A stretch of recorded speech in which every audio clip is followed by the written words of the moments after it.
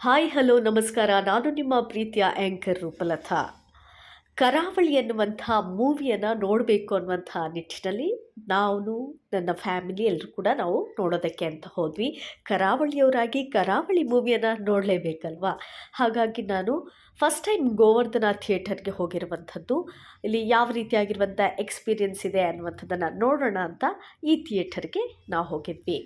ನಾನು ಹಾಗೆ ನನ್ನ ಸಿಸ್ಟರ್, ಭಾವ, ಹಾಗೆ ಮಕ್ಕಳು ಎಲ್ಲರೂ ಕೂಡ ಶ್ರೀನೀಲ್, ರಜನೀಶ್ ಎಲ್ಲರೂ ನಾವು ಮೂವಿ ನೋಡೋದಕ್ಕೆ ಅಂತ ಹೊರಟ್ವಿ.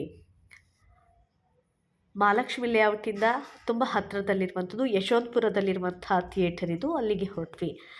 ಕರಾವಳಿ ಮೂವಿಯನ್ನು ನೋಡಿದ್ವಿ. ತುಂಬ ಚೆನ್ನಾಗಿ ಬಂದಿದೆ ಕರಾವಳಿ. ಈ ಮೂವಿಯಲ್ಲಿ ದೇವರಾಜ್ ಅವರ ಮಗ ಆ್ಯಕ್ಟ್ ಮಾಡಿದ್ದಾರೆ. ಅದು ಕೂಡ ತುಂಬ ಚೆನ್ನಾಗಿ ಮೂಡಿ ಬಂದಿದೆ. ಅದ್ರ ಜೊತೆಗೆ ರಾಜ್ವೀರ್ ಶೆಟ್ಟಿಯವರು ಅವ್ರ ಆ್ಯಕ್ಟಂತೂ ಹೇಳೋದೇ ಬೇಡ, ತುಂಬ ಚೆನ್ನಾಗಿ ಮಾಡಿದ್ದಾರೆ. ಸೊ ನಾವು ಇಲ್ಲಿ ಹೋದಾಗ ಥಿಯೇಟ್ರಲ್ಲಿ ಅಷ್ಟೊಂದು ಜನ ಯಾರೂ ಕಾಣಿಸಲಿಲ್ಲ. ಆಮೇಲೆ ಫುಲ್ಲಾಗಿತ್ತು. ಇವರು ಮಕ್ಕಳಂತೂ ಇಷ್ಟಿಷ್ಟು ಚಿಪ್ಸು, ಸ್ನ್ಯಾಕ್ಸು ಎಲ್ಲ ತೊಗೊಂಡು ಬಂದಿದ್ದರು. ಮೂವಿ ನೋಡ್ತಾ ಎಂಜಾಯ್ ಮಾಡೋಣ ಅನ್ನುವಂಥ ನಿಟ್ಟಿನಲ್ಲಿ ಎಲ್ಲರೂ ನಾವು ಕೂತ್ಕೊಂಡು ಮೂವಿಯನ್ನು ನೋಡಿದ್ವಿ. ಆ ಒಂದು ಕಂಬಳದ ಸೀನ್ ತುಂಬ ಚೆನ್ನಾಗಿತ್ತು.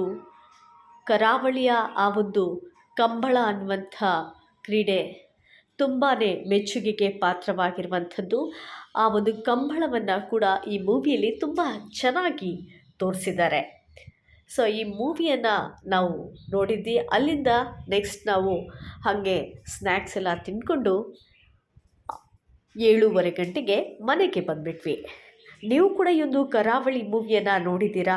ನೋಡಿದರೆ ಯಾವ ರೀತಿಯಾಗಿತ್ತು ಅನ್ನುವಂಥದ್ದನ್ನು ಕಮೆಂಟ್ ಮೂಲಕ ತಿಳಿಸಿ. Thank you.